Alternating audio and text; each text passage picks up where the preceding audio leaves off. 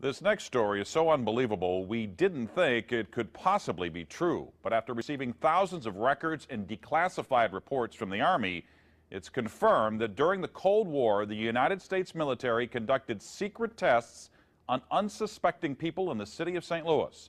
A local sociologist will make her findings public tomorrow, but she spoke first to the I-Team's Lisa Ziegman. Lisa Martino-Taylor's life work has been to uncover details of the Army's ultra-secret military experiments carried out in St. Louis and other cities during the 1950s and 60s. This study was secretive for a reason. They didn't have volunteers stepping up and saying, yeah, I'll breathe zinc cadmium sulfide with radioactive particles. These Army archive pictures show how the tests were done in Corpus Christi, Texas in the 1960s. In Texas, planes were used to drop the chemical, but in St. Louis, the Army placed chemical sprayers on buildings and station wagons. City officials were kept in the dark about the tests. The Cold War cover story was that the Army was testing smoke screens to protect cities from a Russian attack.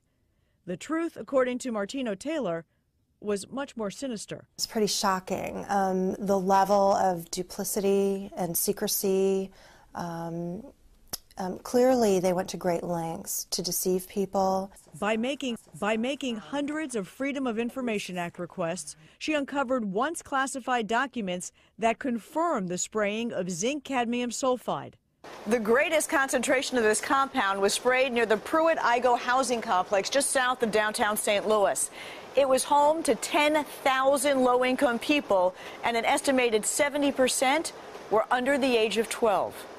Martino-Taylor claims they all unknowingly inhaled this compound morning, noon, and night, so the government could measure its effects on their lungs. So this was in violation of all medical ethics, all international codes, and the military's own policy at that time.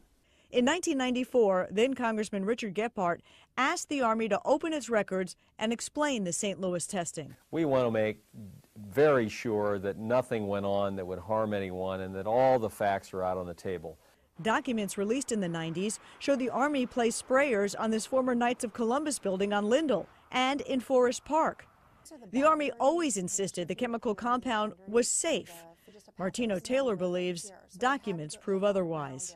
There's a lot of evidence that indicates that people in St. Louis, in the city, particularly in minority communities, were subjected to military tests that was connected to a larger radiological weapons development and testing project. For the first time, she links the St. Louis testing to a company called U.S. Radium, a company notorious for lawsuits involving radioactive contamination of its workers. United States Radium had this reputation where they had been found legally liable decades prior for producing a radioactive powdered paint that killed many young women who painted fluorescent watch dials. While the Army admits it added a fluorescent substance to the zinc cadmium compound, details of whether it was radioactive remain secret. Documents uncovered to date indicate the Army never conducted follow-up studies to see whether the compound caused long-term health issues. In 1972, after years of crime, poverty, and decline, the government destroyed the Pruitt-Igoe housing complex. Lisa Ziegman, News Channel 5, I-Team.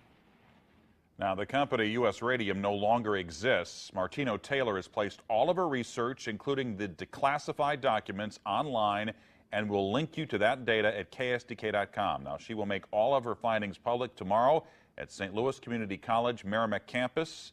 In the meantime, if you remember the spraying, the I-Team's Lisa Ziegman would like to hear from you. You can email her at lziegman@ksdk.com.